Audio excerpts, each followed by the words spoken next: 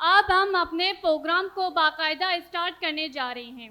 Programme start करने से पहले हम प्रोग्राम के फॉर्मेट को बयान करना चाहेंगे। प्रोग्राम के पहले हिस्से में हर स्कूल से 5-5 सवालात पूछे जाएंगे। प्रोग्राम के दूसरे हिस्से में हर स्कूल का एक बच्चा तिलावत पाक पेश करेगा। प्रोग्राम के तीसरे हिस्से में एक बार फिर से 5-5 सवालात पूछे जाएंगे। प्रोग्राम के चौथे हिस्से में हर स्कूल का एक बच्चा नाज शरीफ पेश करेगा।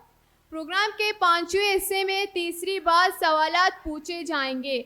सवालात की सिलेक्शन कुरानदाजी पर होगी।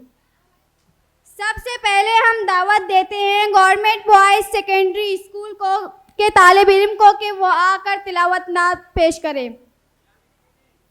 तिलावत के लिए आ रहा है mister Yasar Baloch. Please welcome her with your clapping.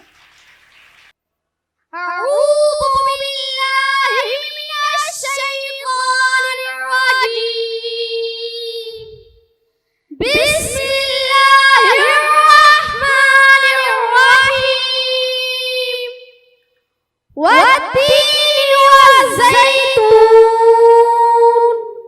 وطور سينين وهذا البلد الأمين لقد